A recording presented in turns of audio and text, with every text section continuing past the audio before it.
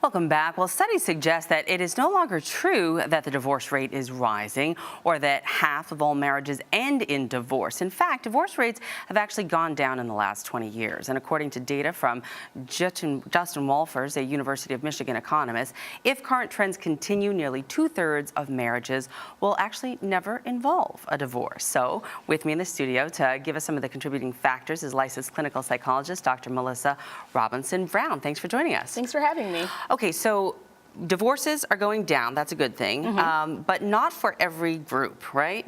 Right. So there are some groups. The research looks at things like education and socioeconomic status, and those kind of go together. And what they're finding is those that have higher degrees tend to be the groups that aren't divorcing as quickly versus those with lower socioeconomic status. I think the trends in those relationships are slightly different. There's usually one income earner, and a lot of the pressure goes on that one income earner. It used to be that everybody sort of had to get married. Then we had the feminist movement, and then people were able to get divorced in the 1970s and 1980s. But now a lot of times people just live together for a little while, and they might break up as opposed to get married and then get divorced. Right. How has this non-marriage situation to begin with contributed to the decline in divorce rates? So people are just taking more time to kind of figure each other out, and because it's much easier to kind of say I'm moving out of the apartment versus I'm getting a divorce, these attitudes towards kind of the acceptance of living together before marriage are actually helping to contribute to less divorce. You're talking about acceptance. Also, it used to be that people didn't really necessarily want to be single parents, but is that factor that they are sort of more accepted as single parents? Does that play into things at all? A lot more acceptance of individuals being single parents, single moms, and raising their kids without necessarily having to have another partner there to help and support them. So when we also look at the kinds of marriages that are out there now, we also have same-sex marriage. Right. Does that play into differences in divorce or marriage rates?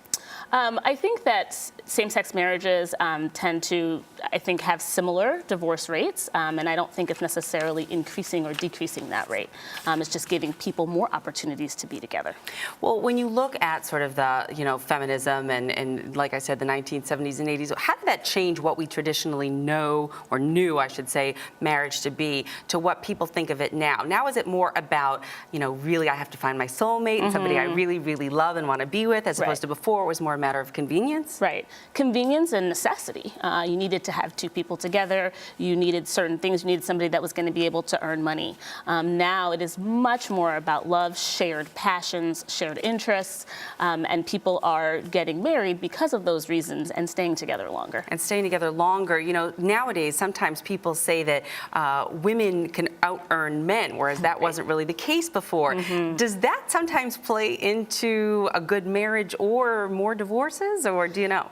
I think that now in our economy, there's a lot of value placed in having two income earners. And so there are some men who feel very comfortable with their wives earning more money than them. But I think that then issues of finances do sometimes come up. And so that might play a role in relationships. Well, according to William Daugherty, quoted in the New York Times, 2/3 of divorces are actually initiated by women, which in many ways means that there are changes in women's expectations, right? They're just like, hey, I'll get out of here if this isn't working for me. Yes, they feel more empowered. They feel like they can, that comes from the feminist movement. I don't necessarily need to have a partner to be able to be successful. So they're ready to go.